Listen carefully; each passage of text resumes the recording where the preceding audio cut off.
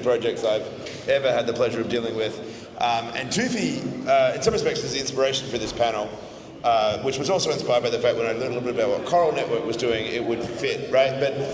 So the Internet of AI, we've been talking today about AI agents and how they might collaborate and work together, and it's all very, very good. But the thing that's exciting to me is this idea that we can restore the spirit of the early Internet. Guys, can you take the conversations out back, please? Shh. Sorry, just step back there. Thank you. So, look, the Internet is this wonderful visionary idea that, you know, think about the idea. Metcalfe's law, right? This idea that you put two nodes together and you get a certain amount of outcome. You put three and then there's a square root. You exponentially increase the power of a network the more you grow it, right? The information that gets unlocked. The more we connect everybody across this network, we rapidly grow the power of the collective good. And that's the power of the Internet. And then we went through Web 2 and, you know, it got re-centralized. And we had these platforms that suddenly sat in the middle as gatekeepers of that otherwise beautiful model. And I personally think AI now gives us an opportunity to go back and to reinvigorate this by building the Internet of AI. And when we mean the Internet, we are talking about an open architecture, right? Not Facebook's version of what the Internet should be. So anyway, it's a term that Tufi was promulgating a number of years ago. It was the inspiration for Hypercycle. And then lo and behold, Coral Protocol is building something that's along the same lines. Why don't you guys very, very quickly, because I don't have that much time, but just quickly just lay out what Hypercycle is and then lay out what Coral Protocol is, and then we'll go into a conversation. Certainly. I just want to say, for folks that they're talking, they probably don't know, gentleman here on the left. Doug. Guys, the words, they have an echo. And when Michael was speaking, it's just a single person talking in the very back. We can hear your echo, and it's coming to our ears. So if you don't mind, if you want to talk, have a conversation in the back or in the bathroom. There's a quiet place in the bathroom. I tried it. And I took a meeting actually from there. Anyway, so it's quite exciting times that we were in this juncture. And I feel like every time throughout my life when there's a super duper exciting times, I come to an event and there's like maybe a handful of people in the audience, and that would be the indication that it's like the most exciting times. When it's a lot less exciting, I get invited to Beijing and 32,000 people in the audience, and I'm speaking and as if I'm talking to myself. And I kid you not, it's a lot less exciting because it's kind of like the wave has passed. So like now when I look at the audience, pretty much every single one is a builder. You're not just like an audience observer or whatnot, and you're building that future.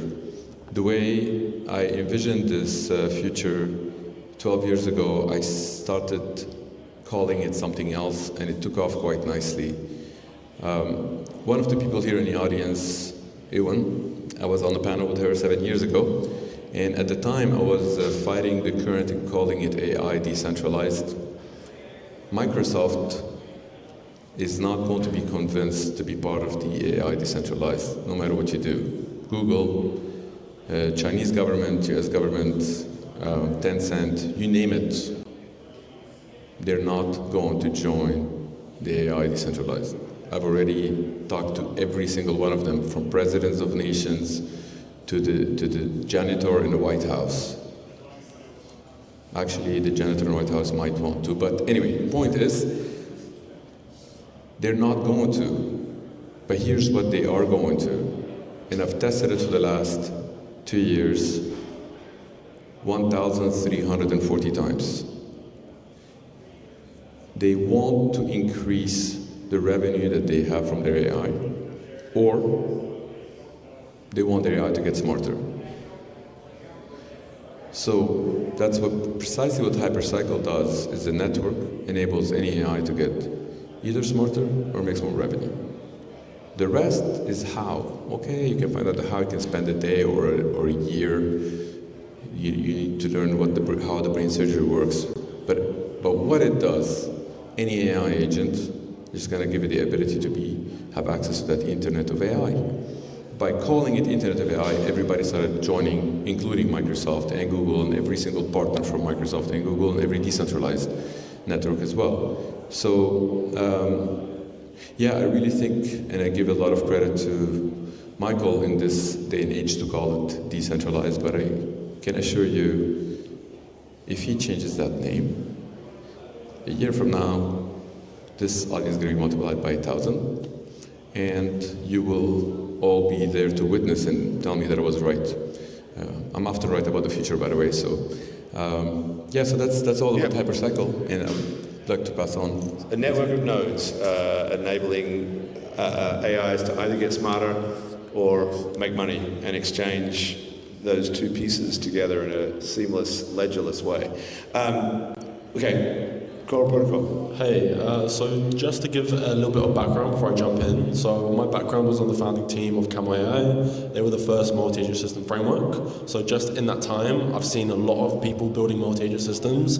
I think the number one thing we're trying to solve for is we're trying to make agents reusable, because this is the natural projection of technology, right? We build on top of things. We want to make it so a business can say, okay, this is the best developer for marketing. I'm going to take their agent with that agent and kind of mix them together.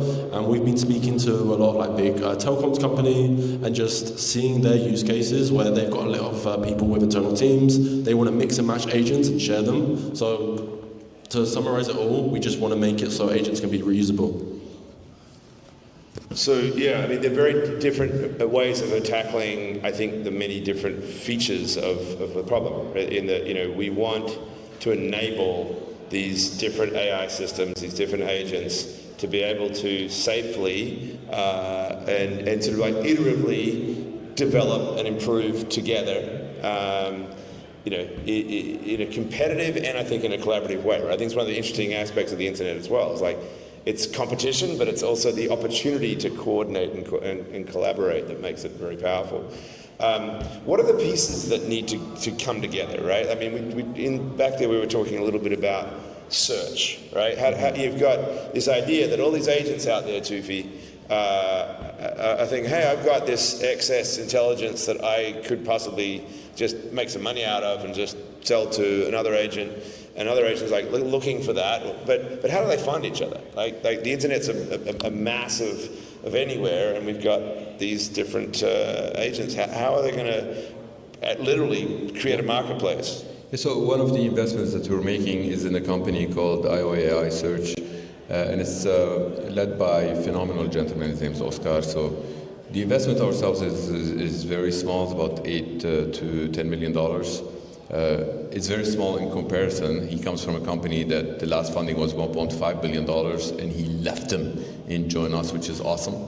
And he's basically running this component that keeps looking at all the agents everywhere and enable them to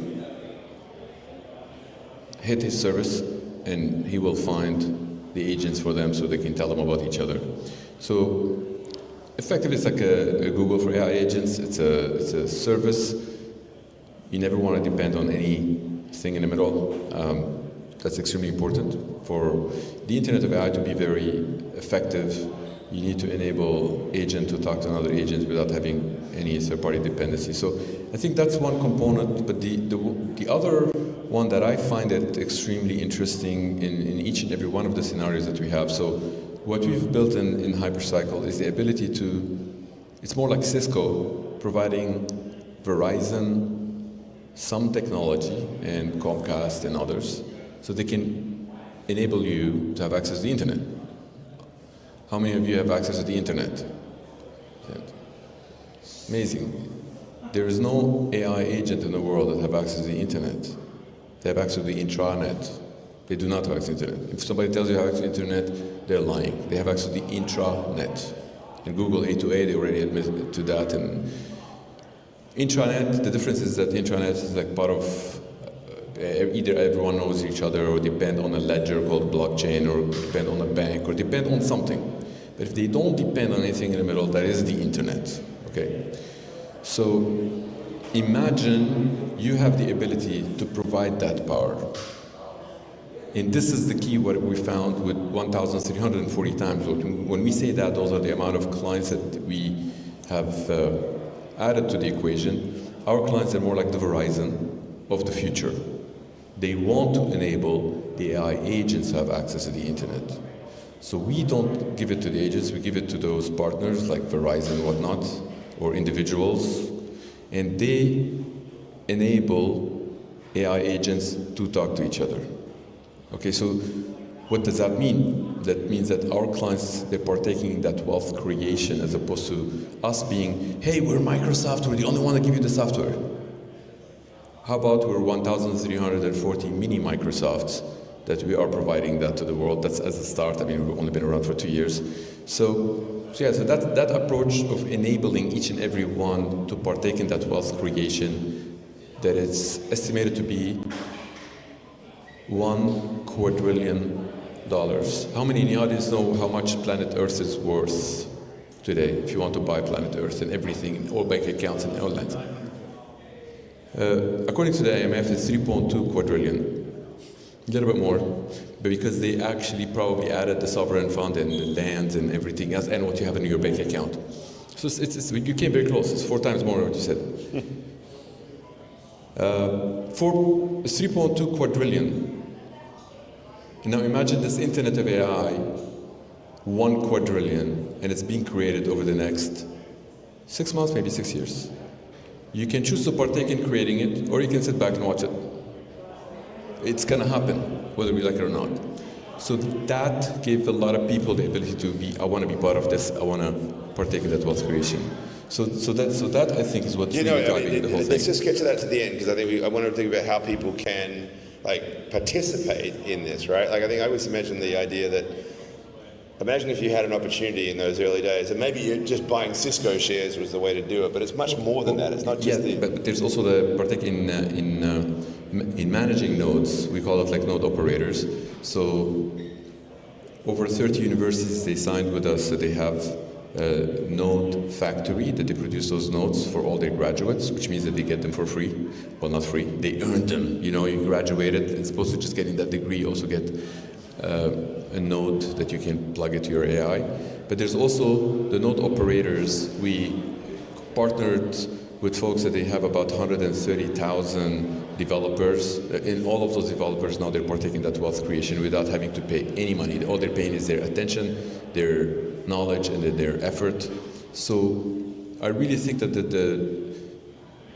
the options are in each and every one's hands. You have some energy and time to consume. You can consume it in that direction or not, it's up to you, but this thing is happening. Okay, I want to bring Roman in, so just, and we'll wrap up shortly here, but Roman, we were chatting back there, and you've got your network, right? It's essentially Coral Protocol and you're enabling all of those agents to find each other, to coordinate with each other, to replicate and so forth, right? You've got a template, that's great, right? But over here we've got folks working on the NANDA network that I talked about from MIT, and you've got folks building on NEAR and so forth. What is your view of how do we ensure that we don't end up with the intranets of these agents all working on their own protocols, and that we figure out a way for the whole thing to interoperate, to essentially get to the internet rather than the intranets of AI? Yeah, I think it's a good question. I think there are certain protocols which I just don't see longevity in. I think there are certain protocols as well which I can see working very well together. So, for example, for R1, it's the only way to connect is just through an NTP server. So it's super easy. So you can connect to R1, 808, and all these other ones. But what I would like to say about some of them, to actually build the Internet of Agents, I think you have to be very involved in the deployment side, and I think that's what we're doing quite well compared to the other ones. Because if you're involved in the deployment side as an application developer, you can just be like, okay, I want that agent, that agent, that agent. You don't have to manage anything. Because I think the real thing there is like DevX, and the better DevX is, the higher the network effects will be when it catches adoption. Okay. And of course, I'd be remiss to suggest that Wire Network itself is a part of this solution with their, chain agnostic treatment of digital assets. But we're tight for time, unfortunately. So Tiffy, why don't you just how can people get involved, right? How can they get involved with Hypercycle? How can they participate in this node network? Sure, I would love to talk to each and every one here in the audience. And as you know, I have a flight right after this. I have to go and change diapers. My seventh child poops a lot, apparently. So I have to catch a flight, but I would love to connect with each and every one of you. If you're on LinkedIn, if you put like my name and click connect, I would be delighted to connect with you, and we can jump on Zoom anytime.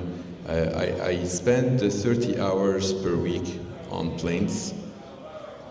Michael is a witness, and I would, please, if you tell me you're in this event, I would be so delighted. We'll carve out time and would love to connect with each and every one of you, but thank you for having me here. And one last word, Roman, how can people get involved with Core Protocol? Yeah, so if you're trying to build agentic software, just for some context, we should have the most capable open source agentic software proven by the Guide benchmark. So if you want to get involved in building really good multi-agent systems, you can find me on LinkedIn or come to me after this.